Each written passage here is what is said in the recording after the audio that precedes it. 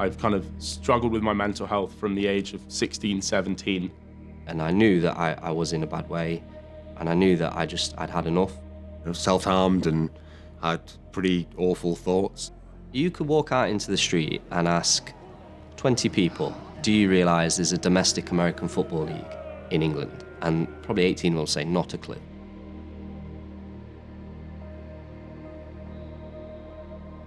My name is Robert Hardwick, I'm 37, I'm from Nottingham, and I played for the Nottingham Caesars. Played as a defensive back in the domestic league.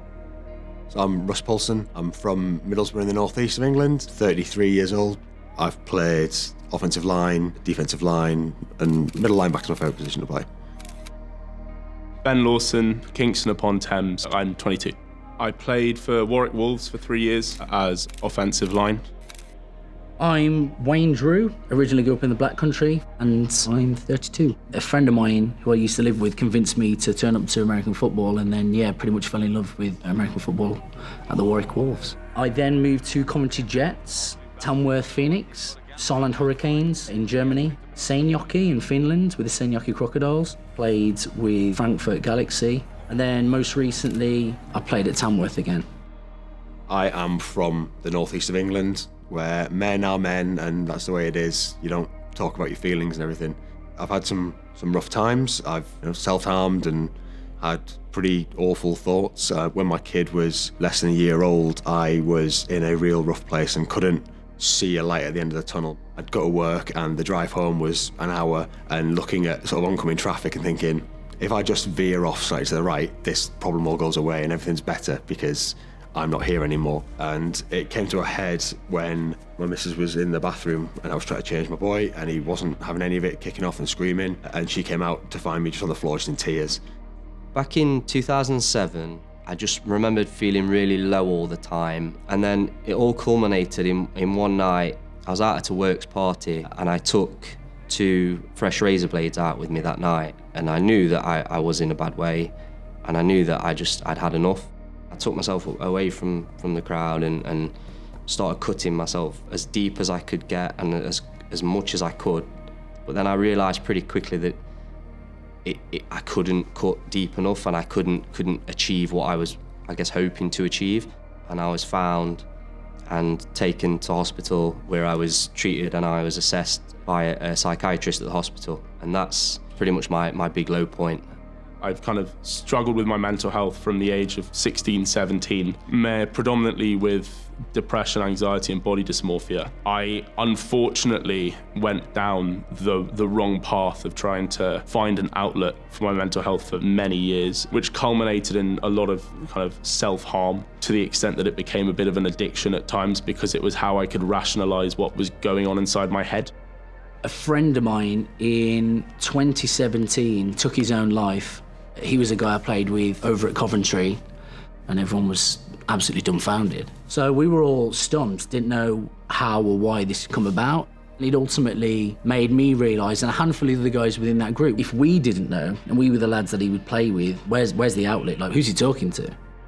And I remember sitting in the office with the doctor, and he just said to me, Mr. Hardwick, you need a real problem, which back then, it's a long time ago, and I don't think mental health was talked about anywhere near enough. And thinking back now, that was like a very early man up to me, and almost as if to belittle my problems and how I felt. But he did also say, you need to do something productive and something that you may not have done before that will give you something to focus on. And it wasn't until 2009 when I found football, but it was those words that rang true in my ears when I did find it. And actually, looking back now, as wrong as he was to say what he said with the first part, that advice was right. I was walking home along the river and I'm just thinking, just haul yourself in the river. Easy done, fixed. I didn't. I rang the head coach of the Cats, who's a good friend of mine, and I know he has similar issues. And I rang him and just said, Andy, this is where I'm at. This is the conversation I've just had. This is what I've just been told. Help. And he was really good and honest and sort of talked me down from where I was. That's through football, having that guy there that I know that I could call him and give me some support. There's nobody else I'd have called in that moment other than him or somebody else through football. And now, we have good days, we have bad days.